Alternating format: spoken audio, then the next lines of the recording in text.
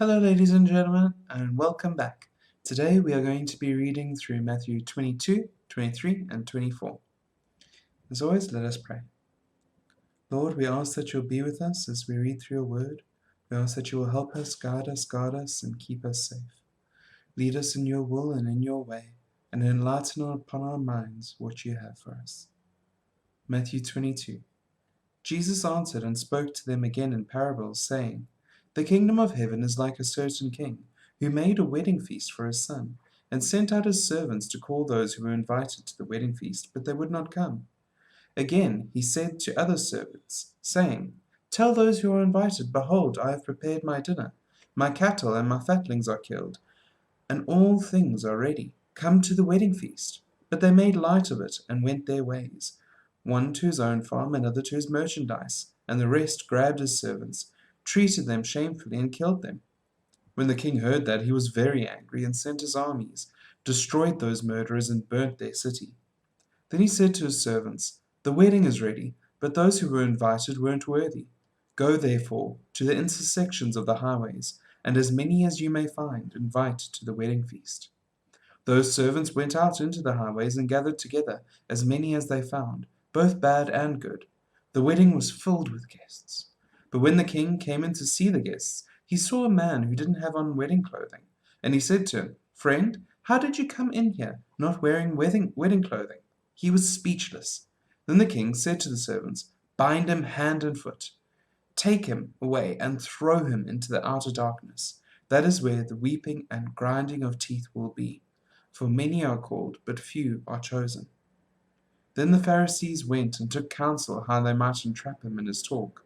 And they sent their disciples to him along with the Herodians, saying, Teacher, we know that you are honest and teach the way of God in truth, no matter whom you teach, for you aren't partial to anyone. Tell us therefore, what do you think? Is it lawful to pay taxes to Caesar or not? But Jesus, perceiving their wickedness, said to them, Why do you test me, you hypocrites? Show me the tax money. They brought to him a denarius. He asked them, Whose is this image and inscription? And they said to him, Caesar's.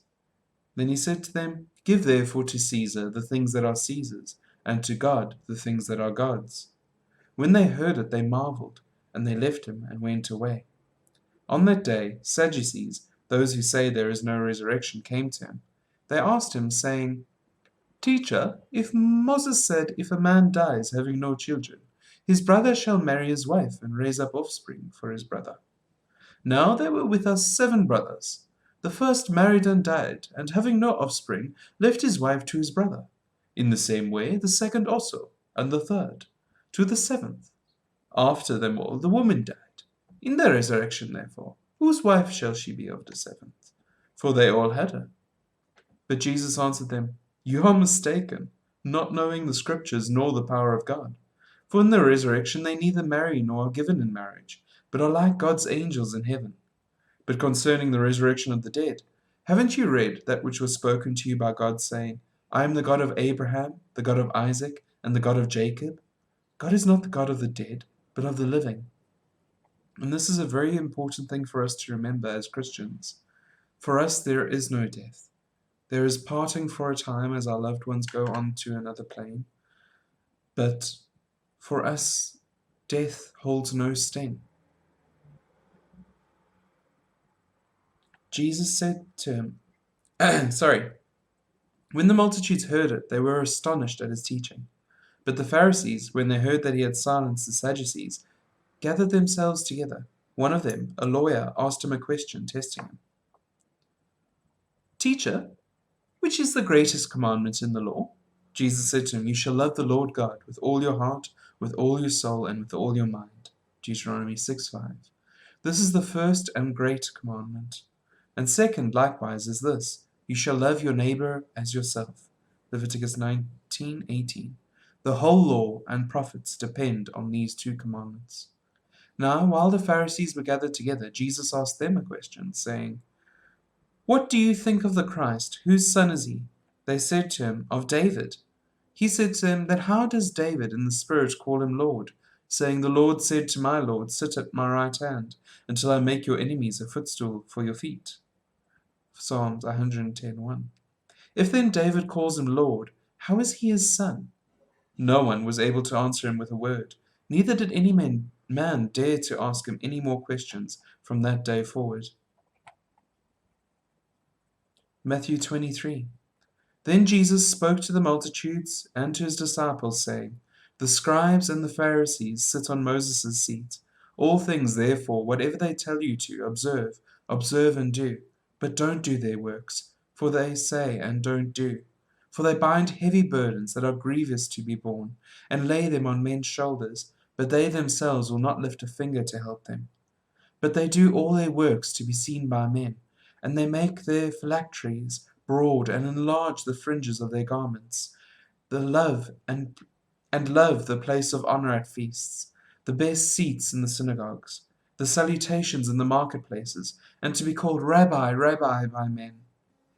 But you are not to be called Rabbi, for one is your teacher, the Christ, and all of you are brothers. Call no man on earth your father, for one is your Father, he who is in heaven. Neither be called masters, for one is your Master, the Christ. But he who is greatest amongst you will be your servant. Whoever exalts himself will be humbled, and whoever humbles himself will be exalted. Woe to you, scribes and Pharisees, hypocrites! For you devour widows' houses, and as a pretense you make long prayers. Therefore you will receive greater condemnation. But woe to you, scribes and Pharisees, hypocrites! Because you shut up the kingdom of heaven against men. For you don't enter in yourselves, neither do you allow those who are entering in to enter. Woe to you, scribes and Pharisees, hypocrites! For you travel around by sea and land to make one postulate, and when he becomes one, you make him twice as much the son of Gehenna as you yourselves. This is why, guys, you have to be so careful of false teachers and false prophets. Woe to you, you blind guides, who say, Whoever swears by the temple, it is nothing, but whoever swears by the gold of the temple, he is obligated. You blind fools, for which is greater, the gold or the temple that sanctifies the gold? And whoever swears by the altar, it is nothing, but whoever swears by the gift that is on it, he is obligated. You blind fools, for which is greater, the gift or the altar that sanctifies the gift?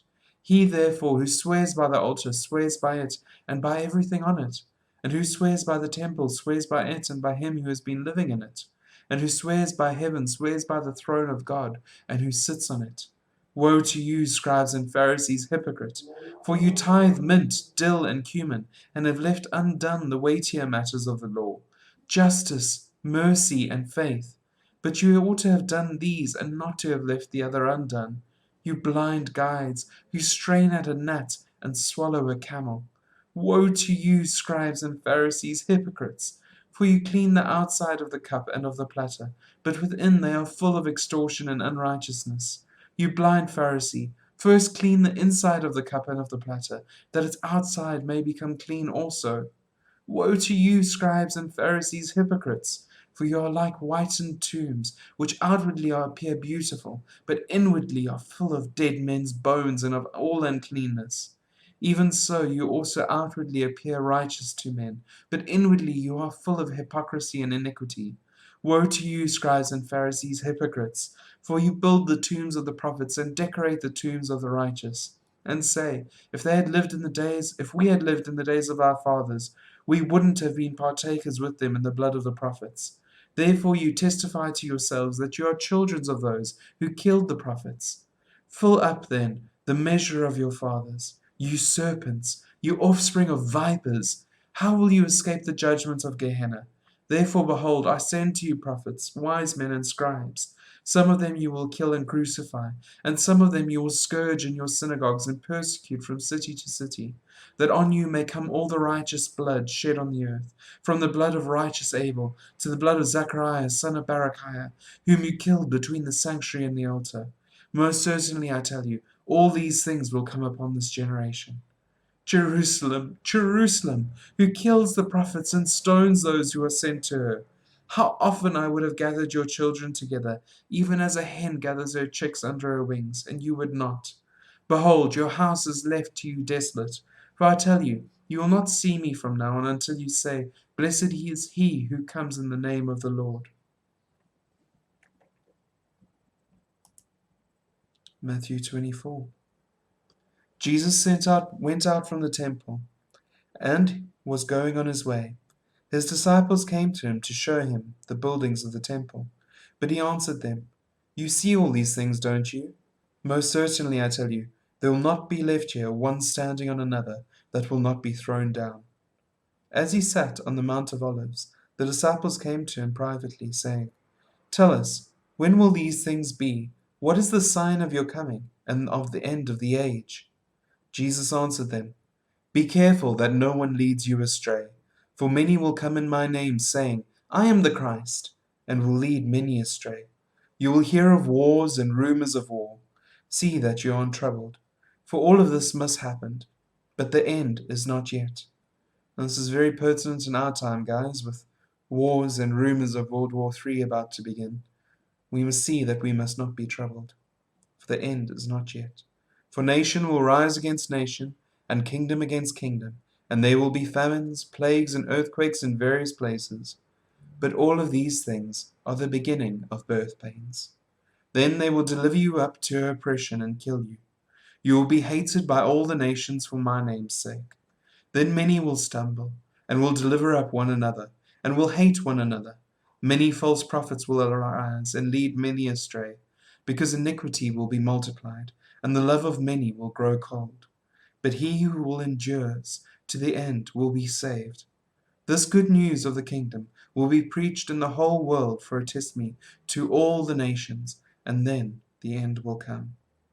When therefore you see the abomination of desolation, Daniel 9:27, 11:31, and 12:11, which was spoken of through Daniel the prophet, standing in the holy place, let the reader understand. Then let those who are in Judea flee to the mountains. Let him who is in the housetop not go down to take out things that are in his house. Let him who is in the field not return back to get his clothes. But woe to those who are with child and nursing mothers in those days. Pray that your flight will not be in the winter nor on a Sabbath, for there will be great suffering, such as not been from the beginning of the world until now, no, nor will ever will be. Unless those days had been shortened, no flesh would have been saved. But for the sakes of the ones chosen, of the chosen ones, those days will be shortened. That's why, guys, when people say, "We're living in the end times, yay, it's the end times," I'm like, you don't know what you're so happy about. Jesus is literally saying here, "For there will be great suffering, such as has not been from the beginning of the world until now, no, nor will ever be." So yeah, if you're happy that you're going to be living in a time of such great suffering, good for you. I'd rather be happy for the establishing of God's kingdom that is to come after the end times, not for the end times themselves. Then if any man tells you, "Behold, here is the Christ," or "There, don't believe it. For there will arise false Christs and false prophets, and they will show great signs and wonders, so as to lead astray, if possible, even the chosen ones. Behold, I have told you beforehand. If therefore they tell you, 'Behold, he is here in the wilderness,' don't go out, or 'Behold, he is in the inner rooms,' don't believe it. For as the lightning flashes from the east and is seen even to the west, so will the coming of the Son of Man be. For whatever the carcass is, that is where the vultures gather together. But immediately after the suffering of those days, the sun will be darkened, and the moon will not give its light. The stars will fall from the sky, and the powers of the heavens will be shaken." Isaiah 13:10, 34:4. "And then the sign of the Son of Man will appear in the sky. Then all the tribes of the earth will mourn, and they will see the Son of Man coming on the clouds of the sky with power and great glory. And he will send out his angels in a great sound of a trumpet, and they will gather together his chosen ones from the four winds, from the end of the sky to the other. Now, from the fig tree learn this parable. When its branch has now become tender and produces its leaves, you know that the summer is near. Even so, you also, when you see these things, know that he is near, even at the doors. Most certainly I tell you, this generation will not pass away until all these things are accomplished. Heaven and earth will pass away, but my words will not pass away. But no one knows of that day and that hour, not even the angels of heaven, but my Father only. As the days of Noah were, so will the coming of the Son of Man be. For as in those days which were before the flood, they were eating and drinking, marrying and giving in marriage, until the day that Noah entered into the ship. And they didn't know until the flood came and took them all away. So will the coming of the Son of Man be. Then 2 men will be in the field, one will be taken and one will be left. 2 women will be grinding at the mill, one will be taken and one will be left. Watch therefore, for you don't know in which hour your Lord comes. But know this, that if the master of the house had known in what watch then of the night the thief was coming, he would have watched, and would have not allowed his house to be broken into. Therefore also be ready, for in an hour that you don't expect, the Son of Man will come. Who then is faithful and the wise servant, whom his Lord has set over his household to give them food in their due season? Blessed is that servant whom his Lord finds doing so when he comes. Most certainly I tell you, that he will set him over all that he has. But if that evil servant should say in his heart, My Lord is delaying his coming, and begins to beat his fellow servants and eat and drink with drunkards, the Lord of that servant will come in a day when he doesn't expect it, and in an hour when he doesn't know it, and will cut him in pieces and appoint his portion with the hypocrites. That is where weeping and grinding of teeth will be. Quite a heavy subject to end it on, but thank you guys so much for watching. As always, my name is Athais. Good night and God bless. Bye for now.